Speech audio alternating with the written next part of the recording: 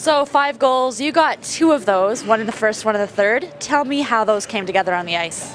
My teammates got the puck to the net, and I happened to be there to put them in. But yeah, we just worked hard. It was unlike yesterday.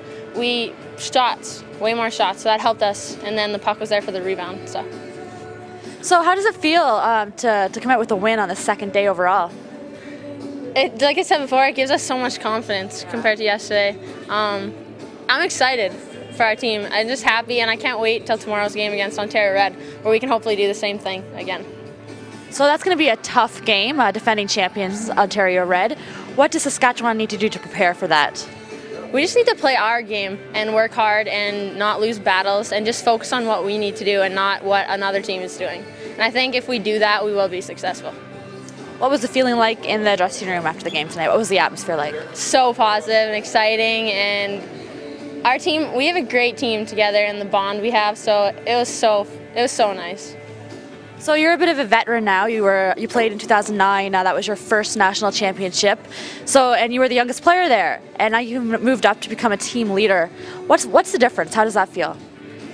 I love the feeling of being able to be a leader and looked upon. There's definitely more pressure, but it's a good kind of pressure, and it gives you more motivation to do better. And when you learn from the girls from years before, it's nice to be able to have that on your shoulders and have that pressure and know that you can be somebody to make a difference.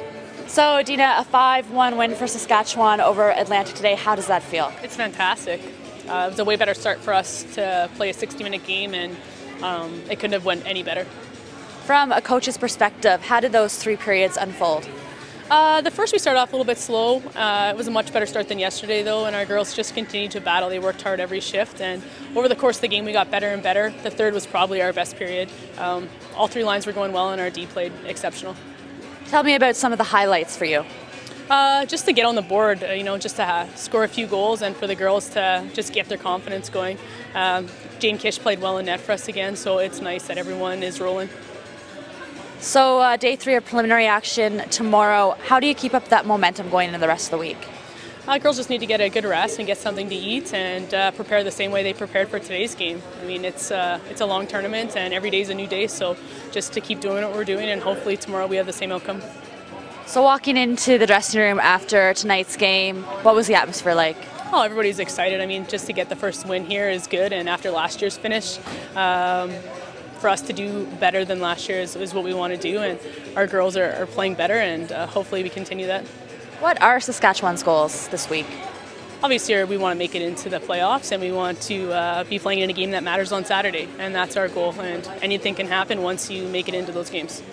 So a tough 5-1 loss to Saskatchewan today. What happened out there? I think we did a good job. We worked hard. The bounce just really didn't come our way at all. We kept fighting throughout the whole thing, but there's nothing really we could do. So how do you think your team played overall, though?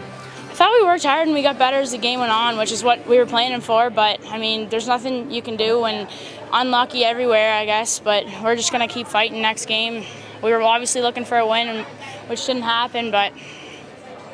And obviously you were recognized as one of those fighters on the ice today, named player of the game. How does getting that honor feel to you?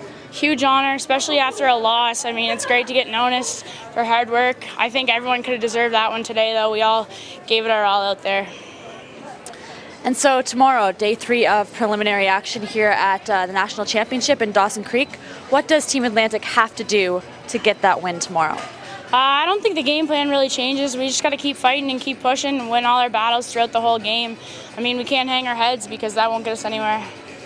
And finally, what sort of messages did you receive from the coaches tonight in the dressing room? Same as I've been saying. I mean, we worked hard, and it just wasn't rewarded, I guess. We just got to keep going, and they've been stressing it all week. Once the doors open, we'll start scoring, and hopefully things will start going our way. So, Zach, a tough 5-1 loss for Team Atlantic today. What happened out there?